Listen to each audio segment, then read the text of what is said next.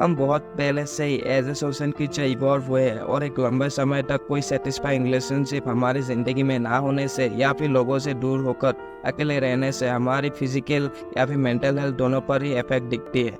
तो यही चीज़ हम मार्टिन स्कॉर्सेज़ी की द टैक्सी ड्राइवर मूवी में देख पाते हैं। तो जो पहली चीज़ लोग टैक्सी ड्राइवर मूवी के बारे में नोट करते हैं कि ये मूवी कितनी हिप्नोटिक है। इस मूवी में हम मिड 1970s के दौर में न्यूयॉर्क सिटी की डार्क शैडोइश लुक को देख पाते हैं। तो आज की वीडियो में हम कैसे अकेलेपन में एक इंसान उसके डेस्परेट और रेडिकल एक्सपीरियंसेस को विटनेस करता है, इसी बारे में हम बात करेंगे। हमारी आज की सोसाइटी में हमारी कम्युनिकेशनल बॉन्डिंग घटती जा रही है, पर फिर भी लोगों में अकेलापन ज़्यादा दिन नहीं रहता है बिकॉज इट इज़ टेम्पररी।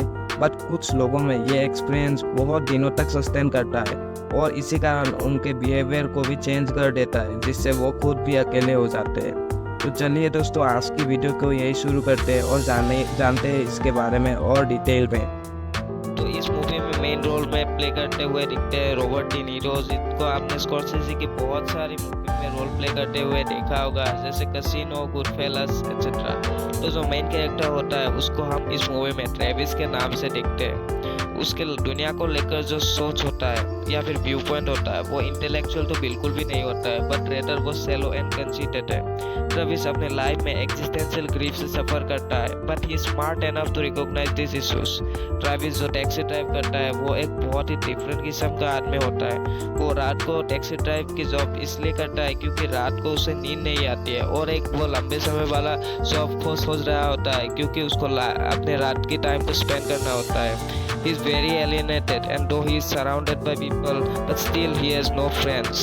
वो रात को बहुत लोगों को ड्राइव देता है पर खुद उनसे कभी खुल के बात नहीं कर पाता है, because he mostly stays silent and observe those who are riding back. Travis अपने लाइफ के अकेलेपन की वजह से एक नॉर्मल रिलेशनशिप एस्टेब्लिश नहीं कर पाता है। ट्रेविस दिमाग से इतना आइसोलेटेड हो जाता है क्योंकि उसे सोशल नॉर्म्स भी खुद से समझ नहीं आता है। इसी बीच ट्रेविस को बेथसी नाम की एक लड़की से रिलेशनशिप बिल्ड तो कर लेता है, पर वो भी ज़्यादा दिन नहीं टिकता है।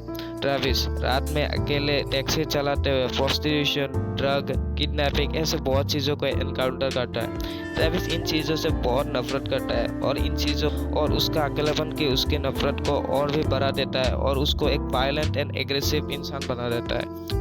ट्रेविस इसी बीच अपने लाइफ का एक पर्पस ढूंढते रहता होता है और उसकी माइंड इस चीज़ को लेकर इतना अलाइन हो जाता है कि आखिर उसकी लाइफ का पर्पस क्या होता है। इसी बीच ट्रेविस एक यंग लड़की को प्रोस्टिट्यूशन से बचाने का डिसाइड करता है और यही उसकी लाइफ का एक तरह से पर्पस या फिर कह सकते हैं एक तरह से जीने का वजह बन जाता है। वो इस चीज़ को लेकर इतना ऑब्सेसिव हो जाता है कि इसके लिए वो मर्डर भी कर जाता है।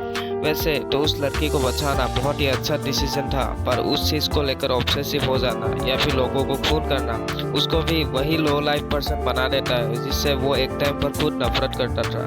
ट्रेविस को रियलाइज नहीं होता है कि प्रॉब्लम सोसाइटी में तो थी ही, पर उसके अंदर भी थी। As we know, two extremes have same fundamental nature, though they look same.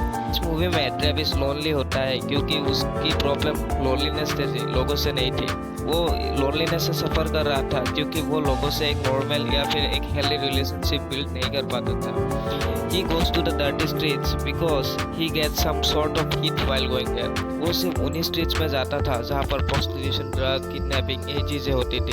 वो वहाँ पर ही सिर्फ जाता था क्योंकि उन चीज़ों को देखने से उसको एक सम सॉर्ट ऑफ पर्पस मिलता था कि इन चीज़ों से हटाने से मेरी लाइफ फुलफिल हो जाएगी। पर ये इस मूवी की यही तो एक खास बात है, इस मूवी में बहुत सारे ऐसे एथिकल स्टैंड पॉइंट्स हैं जो आपको उलझा देंगे। कुछ लोगों को ट्रेविस सही लगता है और कुछ लोगों को ट्रेविस बुरा लगता है, सब आपके व्यू पॉइंट पर डिपेंड करता है। बाकी ये मूवी बहुत ही हाईली रिकमेंडेड है और अगर आपने ये मूवी नहीं देखी है, आपको लाइफ में एक बार तो ये मूवी ज़रूर देखनी चाहिए।